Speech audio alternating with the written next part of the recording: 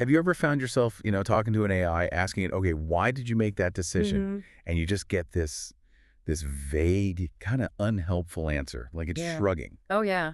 It's a common thing. We rely on AI for so much now, don't we? Recommendations, medical stuff. But getting a clear, like, auditable trail of how it got to an answer, that's rare. Right. Well, today we're diving into this really interesting stack of documents. We've got patent excerpts, some strategy docs from a company, Thetadriven Inc. And they claim they found a fundamental solution to this exact problem. Yeah, and our mission here in this deep dive is really to unpack how this new approach they're talking about, how it aims to make AI truly transparent Yeah. and accountable, and maybe surprisingly, a lot more efficient too. We'll look at why this specific breakthrough is getting so much urgent attention from regulators, industry leaders, especially when you see some of the kind of shocking realities emerging. And shocking is the right word. I Yeah. mean, the sources point to this reported 40% customer exodus because of AI errors.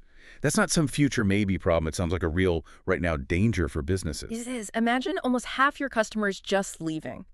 Not just because the AI messed up, but because you couldn't explain why or how. Would you say we're looking into it? Exactly. And that's not good enough. Plus, you've got these huge new regulatory demands coming online basically now.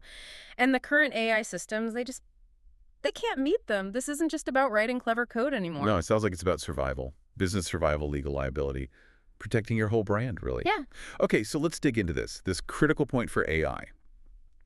The core problem, and it's all over our sources, it's that most AI, especially the big ones, from OpenAI, Google, Microsoft, they're basically black boxes, right? That's the term, opaque. So if you, or say a regulator or some determined lawyer, asks, show me the work, which data points did you use for this specific decision? You get What? nothing. Pretty much crickets, yeah. The tech underneath just doesn't track things that way. It wasn't built for that kind of granular, verifiable insight. It's fundamentally opaque. And that lack of transparency, Yeah. it's not just theoretical. It's having real damaging effects. Oh, absolutely. Tangible consequences hitting the bottom line already. Let's start with that customer exodus. Gartner's 2024 report. It flags this huge trend. 40% of customers will ditch a service after just one AI screw-up or hallucination. 40%, wow.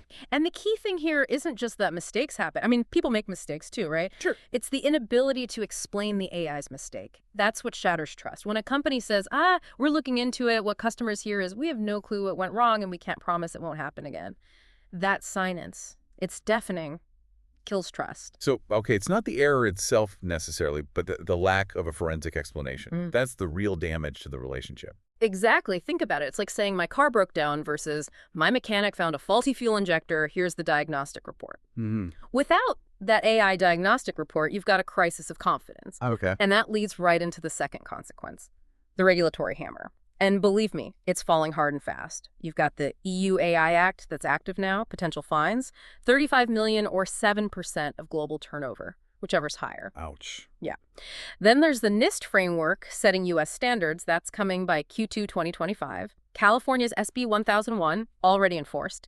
And they all demand explainable decision paths, auditable data lineage. Things that current AI just can't provide. Right. Those black box models, even with their confidence scores, they just don't offer the provable, granular transparency these laws need. That's fascinating. So a 99% confidence score, and sounds pretty good to most people, right? But it's basically useless for these new rules. Yeah, you've hit the nail on the head, that confidence score.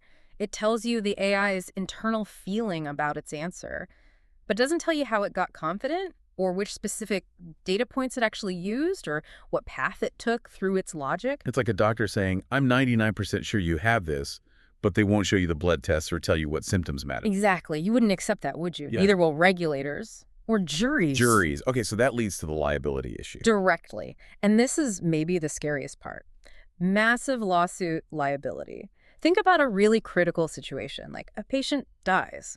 The family sues. They demand, prove your AI considered this specific drug interaction. Right. Or maybe a loan denial. A discrimination lawsuit asks, prove your AI didn't use race or zip code or whatever. If you don't have that hardware-level objective proof of the process, companies are just incredibly vulnerable. Settlements could be huge, $100 million, maybe more. Wow. Like one source puts it pretty bluntly, without this proof, you're basically just writing blank checks to plaintiffs' attorneys. Okay, so it's a pretty stark picture. AI's black box problem. It's costing billions, wrecking trust, and creating massive legal risks. It really begs the question then, is there any way out? Fundamentally, our sources suggest there is, and it involves this discovery that kind of challenges how we've always thought about data. And hardware might even flip the whole AI world upside down. What is this S equals P equals H thing Thetadriven talks about? How does it start to fix these huge problems? Right, this is where it gets really different. Paradigm shifting, potentially. Thetadriven's got this patent pending discovery, they call it SAPH. Semantic, physical, and hardware are, well, essentially equivalent. One and the same. Okay, what does that mean practically? Practically, it means a huge shift in how AI data gets organized and processed. Instead of a concept, let's say heart disease, being mapped through layers of software to a memory address, with this SAPH idea, heart disease IS that memory address. Like, maybe it is physical address, 0 by 7th FF8000, for example. Directly. No translation. Directly. Yeah. Zero translation. Zero hops between the meaning and the location.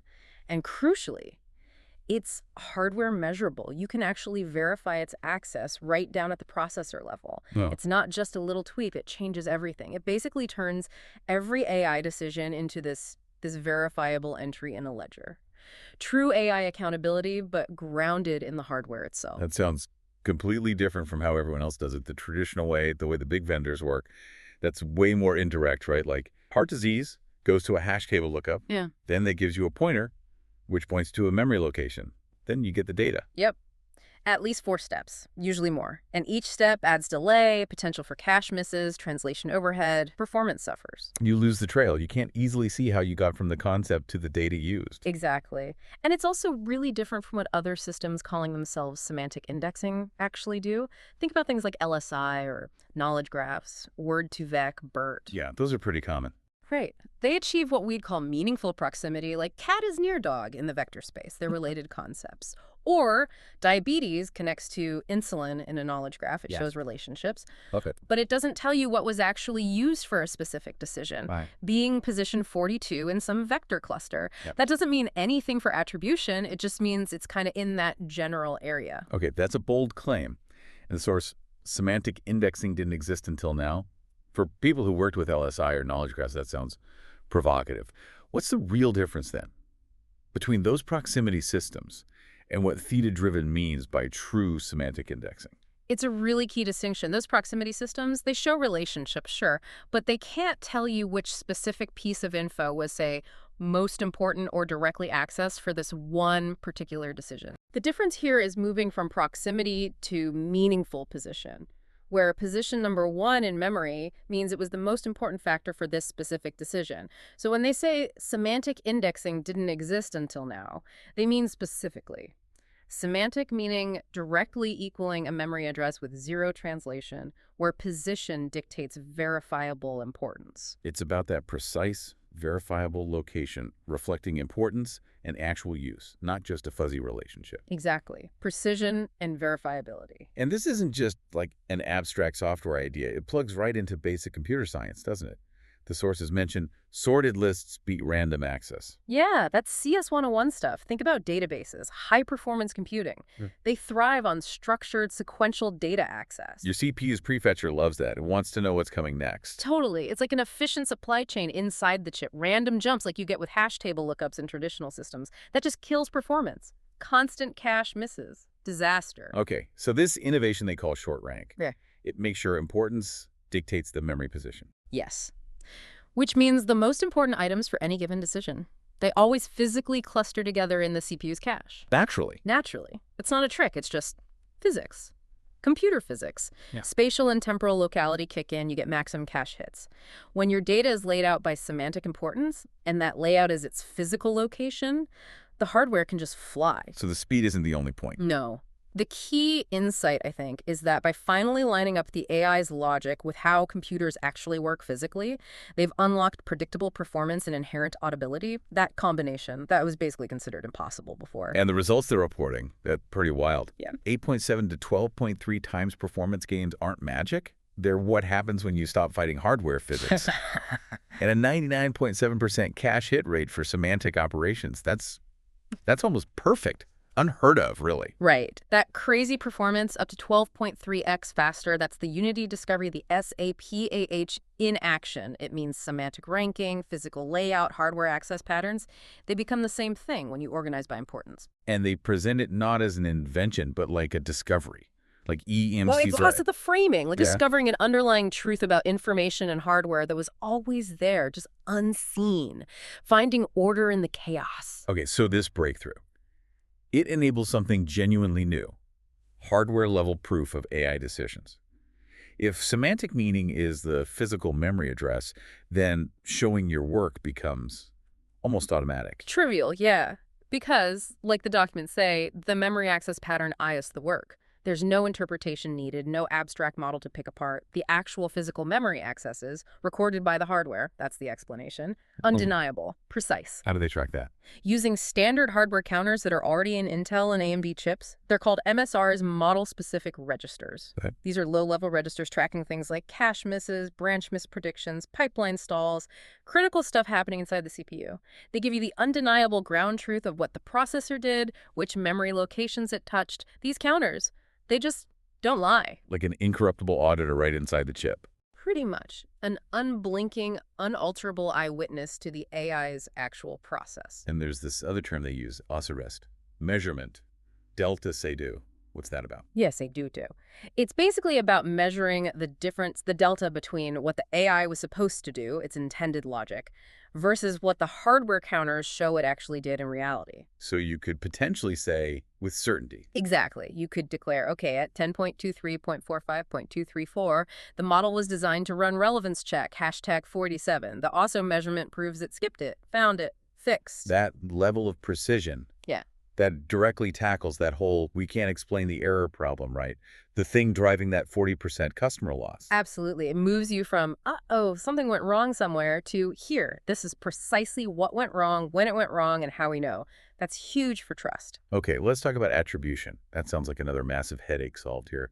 The combinatorial attribution problem. Oh, it's a nightmare for current AI. Think about medicine again. You've got, what, 68,000 medical codes? Yeah, something like that. The number of possible ways those codes could combine to explain a diagnosis, it's astronomical. Like 10 to the power of 20,000 paths.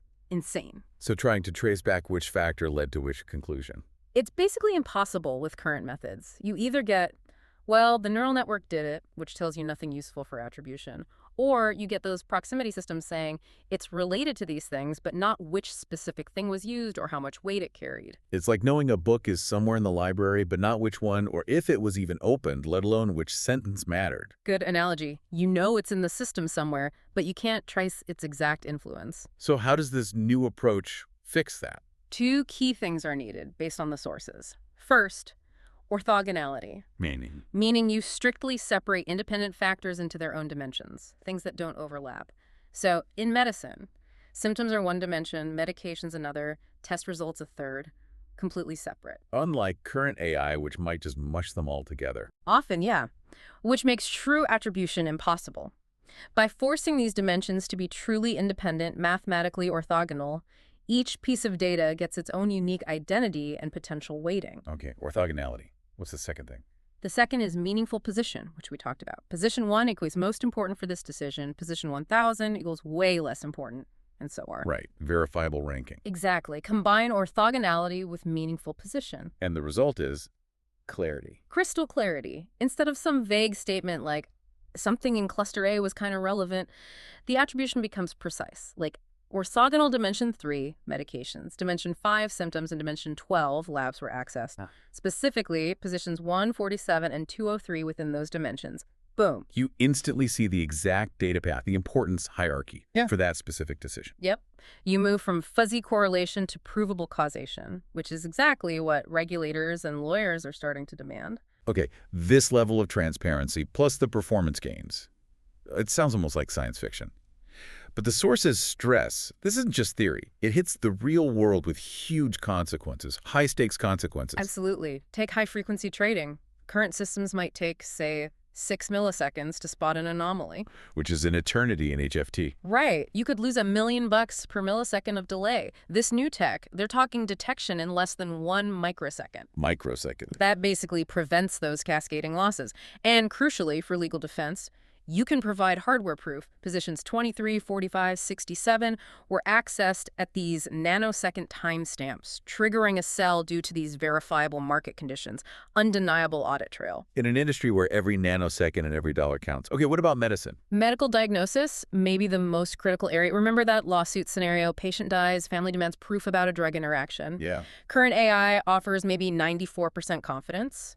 Juries often see that as uncertainty, leading to massive awards, tens of millions easily. But this system could potentially show.